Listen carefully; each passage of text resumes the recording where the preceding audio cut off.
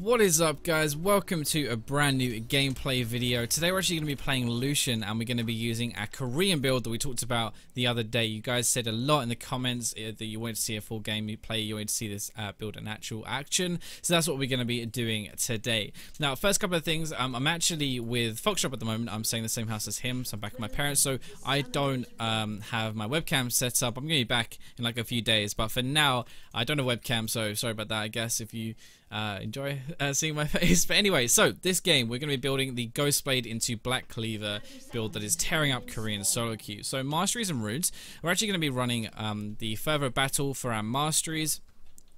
Fervor Battle is really good with Lucian because it applies on his passive, his double shot, so both of those are going to do extra damage. So it's a really good synergy, and it's why I kind of like, even though Warlords is nice for lifesteal and stuff, I just think it's so much damage, you really want to take that. For the runes, we're running pretty standard, AD reds, armor yellows, magic resist blues, and also attack speed quint. So pretty much standard stuff there.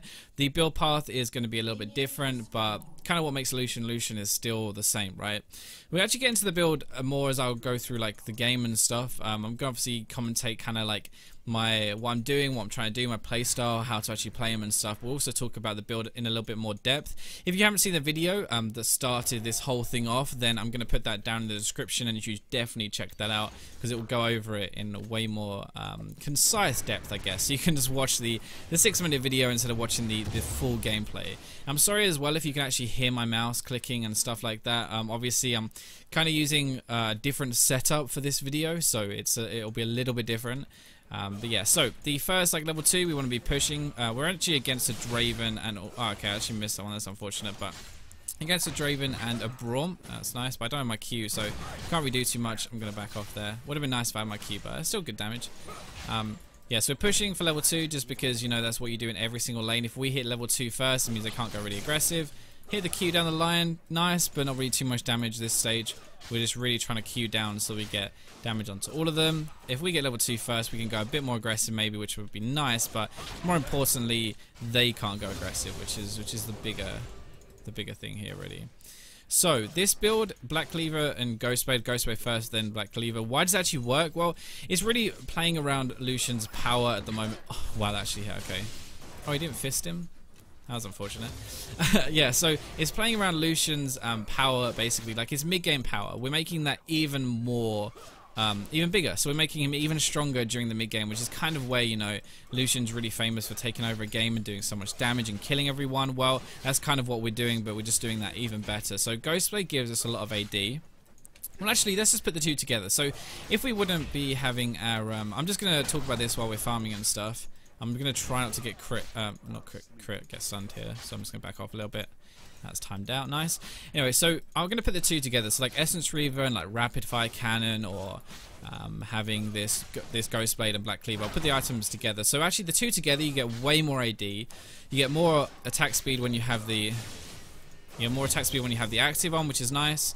And you just have like loads of armor pens. So that's one of the biggest things, is you can get through tanks a lot easier because you're going to be having the armor shred from the BLACKCLEAVER, which is percentage, and you're going to be having the base armor for your armor pen from the GHOSTBLADE, which is going to increase your damage as well. So I want to show you it, but I think what I'll do is I'll show you it on the way back to lane, because it'll be a little bit easier. Right now it's kind of hard for me to hover over like the character profile, because obviously we're trying to push this. I'm just trying to thin the wave a little bit so that when we get into tower it's not going to be too difficult to manage. I'm gonna... Okay, that works too. Oh, we can actually hold this out here. I'm not going to take too much damage because they're backed off anyway.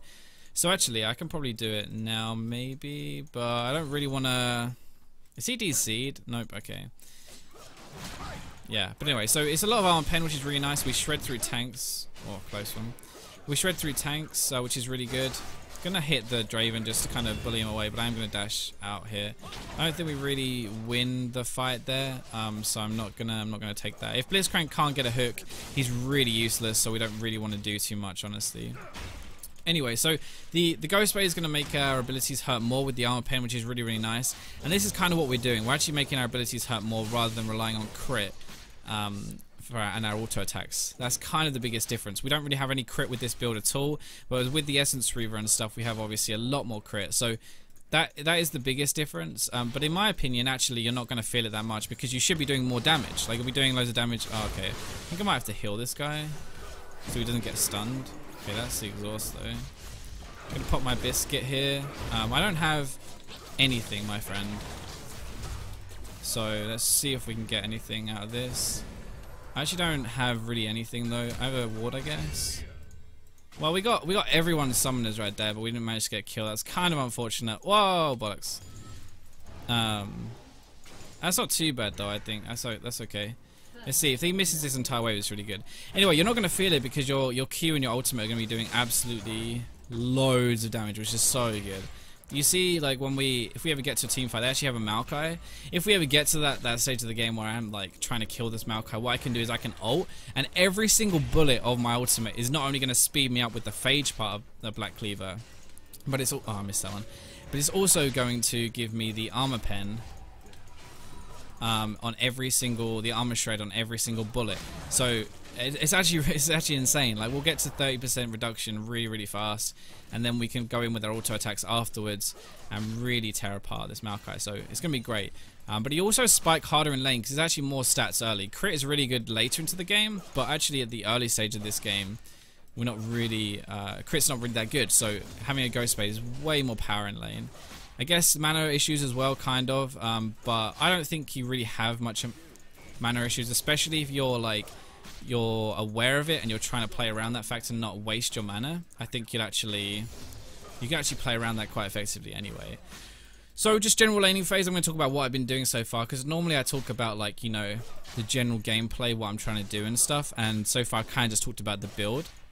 So what we're actually trying to do is kind of keep them in this part of the map at the moment, because if we can keep them here, then they can't really do too much. Whereas if they're starting to push up like this now, you see he can go a bit more aggressive because Draven's farming the minions and we have to kind of back off. So the more we can get them pushed into their tower, yes, it's a little bit riskier because we're further away from our tower, but it also means that they're concentrating on thinning down the minion wave rather than, you know, hitting us, which would be the nice thing. I'm going to use my Q on the wave there a little bit though, just to thin it out, because if we fight within all of these minions, it's actually really difficult to do anything. Okay, I'm gonna fight him because Fiddlesticks is here with his ult as well. Nice flash. I'm gonna go. Okay. He stole it with the Q. Are you serious? Oh yeah, and if you haven't realized, by the way, I normally talk about this in the game as well. I'm actually duoing with Foxdrop on one of his accounts as well. This is my unranked 2 diamond account. Oh, we can take dragon as well. That's nice. This is my unranked diamond account. It's gold 1 at the moment, but it is actually in plat 2 MMR roughly. And Foxdrop's account is this Fiddlesticks. He's jungling, and he is in plat 5, I believe, with kind of like plat 4, plat 3 MMR. So this is kind of like a higher plat game. Hopefully it can show you a lot. But when I was actually testing this out, like this build and stuff, I was testing this out in like mid to high diamond, so it actually is really insane. Like I love this build. I think it's really strong. I think it's actually too strong. I think it should get nerfed. One of the things as well, in 6.9 it was actually made cheaper, like the Blackcleaver. That's why we're seeing it so much now, because we're getting the 400 gold like reduction on the Blackcleaver, which makes it a really nice pickup. Actually doesn't matter right now, but I will mention just the order of stuff. So like you have 2 component parts for your Ghostblade, and you also have 2 components for the Blackcleaver. Let's just dash quickly. So you're normally always going to want to get the Dirk first, because the 2 passives are just insane basically. It's the same AD, well 5 less AD, but you get Armor Pen, which makes your abilities hurt more, and after killing any unit, your basic attack will do an extra little bit of damage, which is really nice too.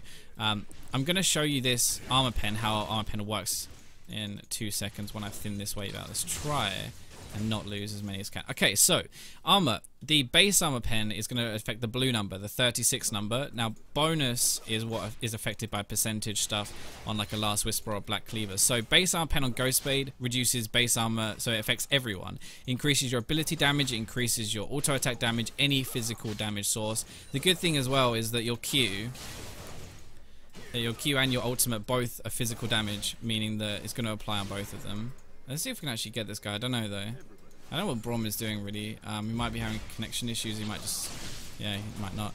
But now I'm going to actually start trying to hit my Q onto him as much as possible through minions, because my abilities are going to be hurting a lot now with this build. This is one of the really good things. Is yes, your abilities hurt anyway with like Essence Reverb AD, but you know, you have the added armor pen, which is actually going to make your abilities do more. So your Q, your ultimate, will do a ton more damage, and that's got what we're going to be aiming for. We're going to be trying to aim them up. Unfortunately, missed it there. But your ultimate is actually way more important. It's one thing I found with this build, transitioning it, is culling kind of useless normally, I think, in a normal Lucian build, right? And well, this one is way less useless. So in team fights, I just throw it out because, you know, actually in a normal team fight, I'd rather be auto attacking than using my ult. But that's not the case. Oh man, that actually hit. Wow. Okay. Yeah. So we're actually gonna still fight this, I think. Oh, I did clip him. I tried to clip him off the corner of the screen there, but I wasn't sure if that was actually gonna hit or not. Okay. We're going down for the. Okay, well, she's dead, I guess. Rip. But yeah, so your culling is way more important, as I was saying, and actually, like, you don't really want to waste it. So in team fights, like, I'd normally just throw it out because I can, right? But actually, in this kind of situation, I want to be way more careful with it and make sure that I'm going to get something out of it. I'm just going to dash away there. I actually kind of assumed the bite, the Q from Braum was going to hit me, because even though I'm stronger than these guys, I'm not stronger if I get stunned, right? That'll just kill me instantly. So I do have to be careful in this lane. The one thing that, like, kind of can screw me up now, even though I'm a lot stronger, is damn. The one thing that can kind of screw me up now is going to be the don't fart. Okay, well, I mean, he didn't take that many, actually. The one thing that's going to screw me up is if I get stunned, so that's what I'm watching out for. You can see, though, I'm not going too aggressive. I'm not really overcommitting. Even though I could be dashing in and doing a lot and stuff, you spike really hard with your Ghostblade, and then you spike again really hard with your Blackcleaver. I don't really want to, like, take a risk and throw necessarily when I don't have to, because I've got the gold. I can just get the Ghostblade, which is going to be really good. And this build is way more, like, in and out, I guess. Like, what I'm trying to say is, like, with an Essence Reaver build, you're going to be auto-attacking a lot, you're going to be critting, right? So that's like a good source of sustained damage with your auto-attacks. This build, your autos still hurt, obviously. They hurt a lot more with the Blackcleaver, which we'll get into when we buy that, but really, you're going to be doing a lot of damage with your Q, so you need to, like, kind of wait for that cooldown. You want to poke with it first, then go in at a range when you can kind of burst, rather than, like, a range when, you know, you can just auto-attack to get something. Now, he's actually on his own, so I'm going to try and go in here. Oh, damn it.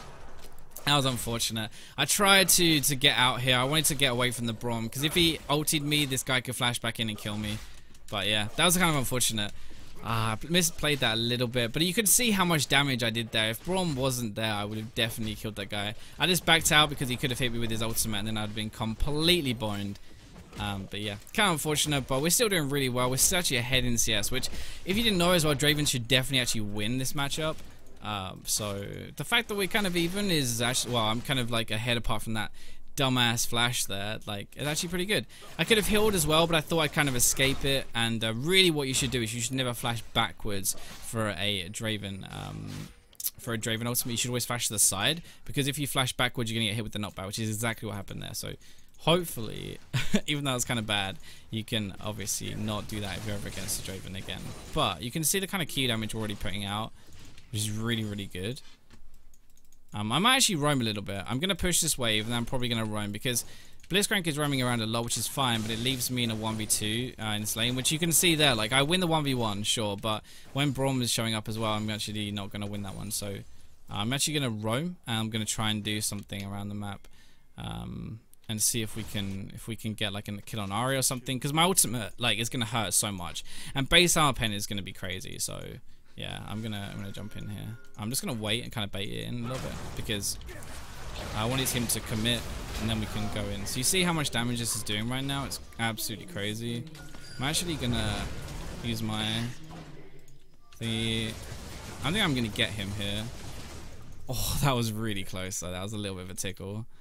Little bit of a tickle right there. Now the thing is, he could actually blind me here, and he could really do a lot of damage. So, but yeah, when your abilities are doing this much damage, it's hard for you to really screw it up, I think. Now Teemo is around here somewhere. I think he probably run under his tower. Yeah, he's definitely... Teemo is probably invisible under his tower, I think. So it's not really worth, because if I run into that, obviously, like, he's just gonna he's just gonna kill me.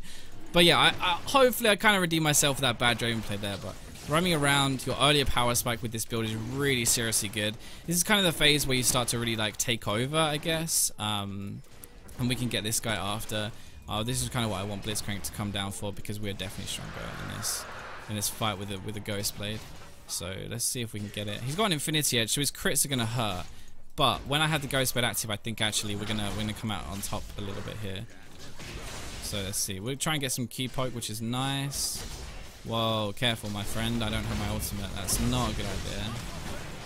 Yeah. So you can't actually run up like that. Blitzcrank doesn't do anything if he if he doesn't have a hook or anything like that, and yeah, so that was a bit interesting. Not really. That was kind of play you'd make if you were playing like a, you know, like a Braum or I don't know, Braum or like an Alice or something. But I'm gonna run here. I'm gonna dash that, and it comes in, and now we're gonna turn around again. I have my ultimate in a second. If I'd had my ultimate earlier, I could have maybe done a little bit more, but now he can just. Okay, he could just shielded that culling and made it do no damage, but he didn't. I'm guessing he had that on cooldown when he jumped at me, which makes sense. I think Draven might have healed there as well, which if he did, that would be really nice. I'm not going to overextend too much because they're playing quite up, which means normally someone else is here. Ahri's missing from the mid lane, and I don't know where she is. So the fact that they're still playing up when they know that Lux could be here is a good sign that someone else might be here as well, and that's generally she's actually mid, so maybe they were just like not very smart, but not really worth the risk. I think that like 9 times out of 10, if they play up like that when they don't have any kind of, you know, pressure on us, then that probably means someone else is here, and the amount of times I've been baited like that, never worth. So the next kind of step into this build is going to be going into a Black Cleaver. 2 component parts again, Warhammer and the Phage component part. Now normally we're going to be, or maybe I shouldn't have used that actually. I'm waiting for this guy to take aggro. Now I can go in again. I think I'm not tanking that good. I don't really want to. Oh, Maokai's here. Right, so thing is coming in, which is nice. I'm going to dash this wall, I think, just to get out of this one, and if he comes back in, we can do something. I still have my Ghostblade. I still have my heal. Not too worried. I'm going to heal just for safety in case Ahri decided to charm in here, but she didn't. Now Ahri, I think, is over here, so I'm going to ward here just in case. Nice. And we'll get that kill as well. So that's kind of, I played that a little bit passive, but the reason I play passive is because Ahri, even though she's 1 of 5, she has a Morello Nomicon, and she's doing, like, that's a lot of damage. Now Morello has been changed, remember, so it's like a big ticket item. It really does a lot of damage. You have to be a bit careful.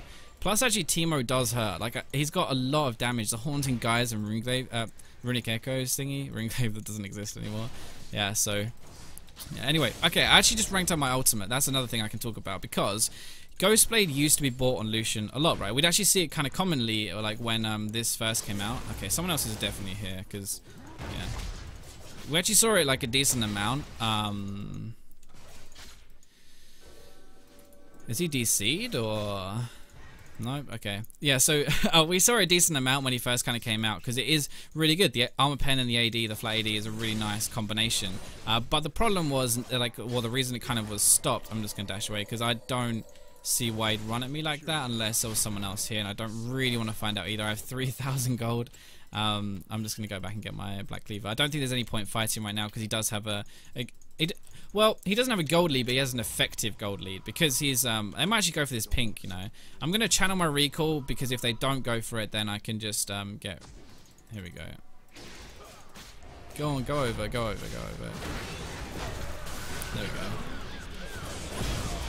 Nice. Oh my god, Blitzcrank stole one with the fart, then another one with his passive or fist or whatever, I don't know. Anyway, yeah, so that is a case of channel your recall, because just in case, like they don't turn up and they don't come and take the bait, then it doesn't really matter, does it? And you can just leave. But if they do take the bait, then we get the extra kills. So that's just purely staying there. I guess just in case something happens. Anyway, I'm gonna finally get my point out about the Ghost Blade. It used to increase the shots on his ultimate. So when you activated Ghost Blade with your ultimate, it would actually mean that you did more damage because you'd fire more shots off, because it went scaled kind of with your attack speed. So the more attack speed you had, the more shots you had with your ultimate. That's not the case anymore. It doesn't work like that. It's a flat amount of shots per rank. So I now do 25 shots. That's actually 2,000 physical damage, which is kind of crazy at the moment.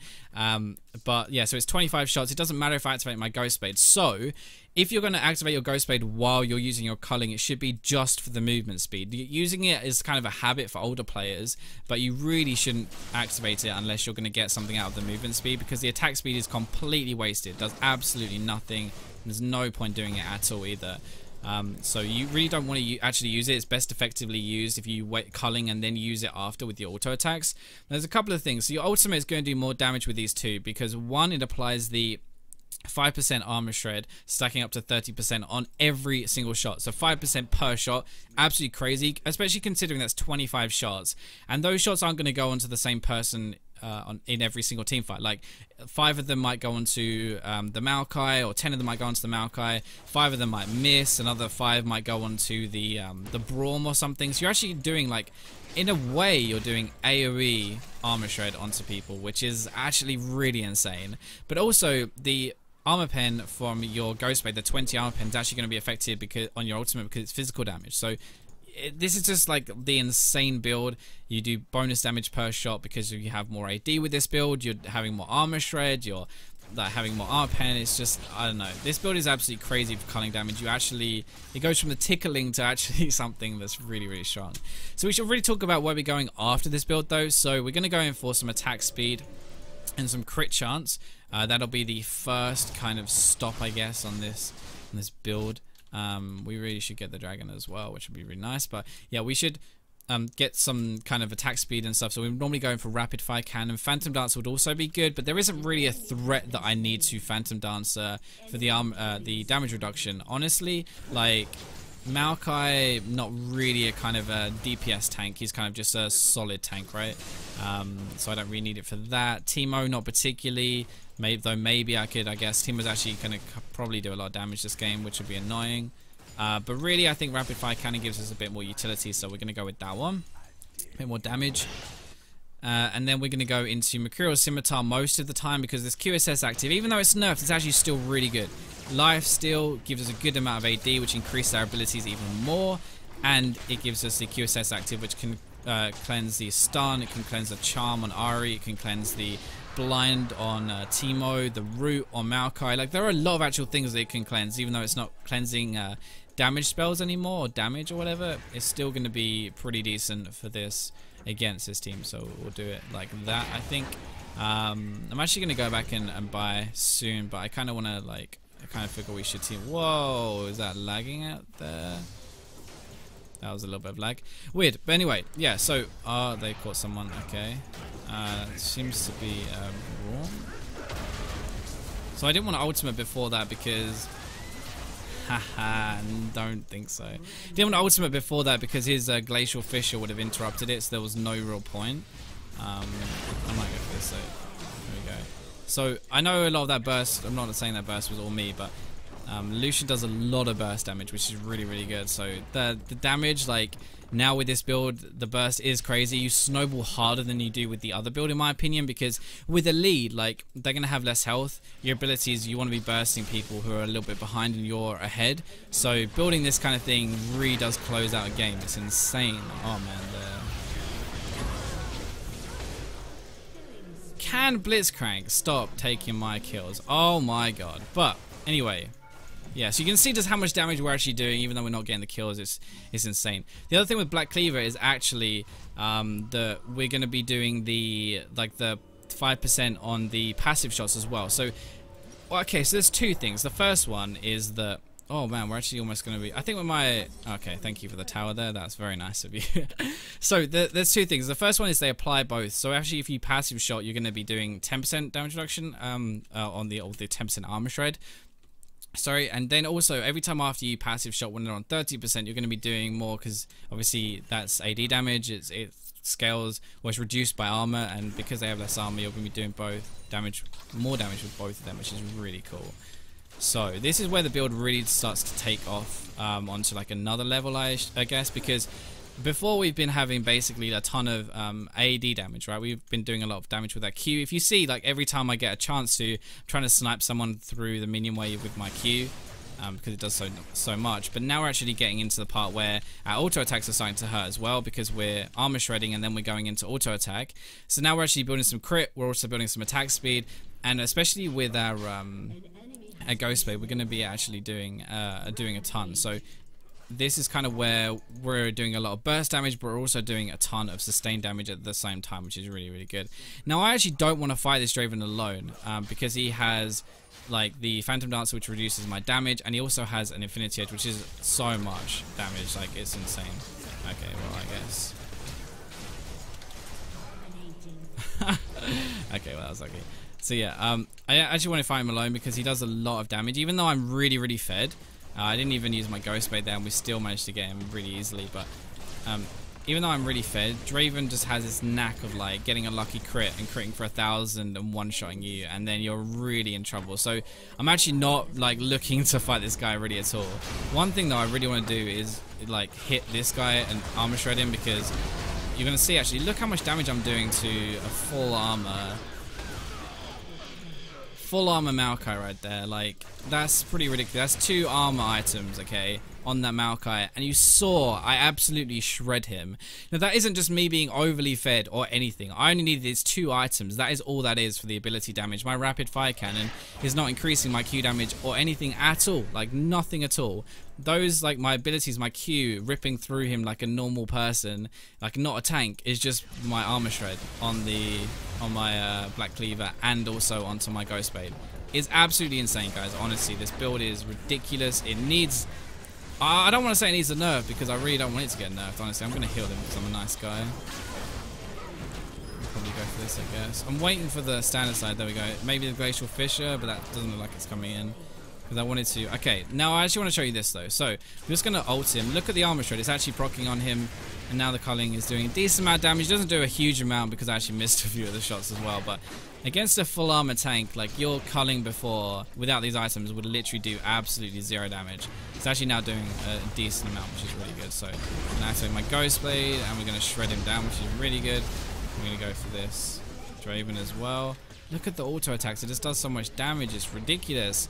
We need to kind of wait for minions. I actually don't think we can end the game right here, because everyone's respawning. And the problem with this, like when you're pushing in like that, is actually that they're all going to respawn full health when you're getting lower and lower every time you fight them. And like the more you fight them there, the more chance they have of like turning something around, I guess, as well, which is not going to be good. So now it's actually time really to get some defense, but I mean, I could just get an Infinity Edge here and we could just snowball the game really hard. Maybe it'd be good to do that. The blind is something that I have to be really careful of, though, if I'm going to do this. So I'm going to do it anyway, but we're going to make a compromise. So we're actually going to buy a Wrath Elixir. So Elixir of Wrath, whatever you want to call it. So I'm going to buy that because it gives me some lifesteal. It heals you from physical damage dealt to champions, I believe. It's not actually lifesteal. Let me just check that. Yeah, okay, so 15% of the damage dealt. Now, this is really, really good. This is the reason Death's Dance actually works really. I definitely meant to press my E there. Okay, I took my hand. Obviously, you can't see. I took my hand off the keyboard to scratch my nose, and apparently, I did not put it back in the place where it belonged. That's not. A little bit awkward. Anyway, so this is why Death's Dance works really well, because a lot of your damage is coming from your culling and from your Q, right? That we kind of establish this as more of an ability-based build. Well, if you're doing damage with them, obviously lifesteal doesn't apply from that, right? Because lifesteal applies every time you hit someone, you're going to be getting the lifesteal back, which is great and everything, but that's a lot of our damage that we're actually not healing from, because we're doing most of our damage from them, right? So when you actually have something that is healing from all sources, why is nobody stopping this guy? Okay, thank you. Now, when you have something like this healing from all sources, God, look at that Q damage, it's disgusting. when you have healing from all sources like your Wrath Elixir, your Death Stance, you actually heal from your ultimate and from your Q. So all the damage you do is actually going to heal you. It is ridiculous that kind of like phrasing of lifesteal and healing is actually really, really important. Something a lot of people don't understand, but it's really good with this kind of build as well, especially. So if you actually can get a Wrath Elixir anytime you think you're going to really fight properly, definitely do it. It's a really good pickup, and it's worth more gold. On an auto-attack champion, it's nice, but on like an ability-based champion, it's actually kind of more because you get healing from the abilities and from your auto-attack, so it kind of works out to be a little bit more than before. So let's use our ultimate just to show you the armor shred again, which is really nice. I actually missed like pretty much everything there, so not great. Let's move down here so we may pick up another kill. Pad those stats, boys, pad those stats. So apart from that really awkward kill at the very start, the death at the very start, I think that was a really good game. It showed you why this build is so good. And yeah, I hope you guys enjoyed this video. I know it was a little bit of a stomp, but it was partially a stomp because we snowballed so hard. And you can kind of close out a game really well with this build. So hope you guys enjoyed the video. Let me know what you think in the comments down below. That wraps up for this video though, so I'll catch you in my next video.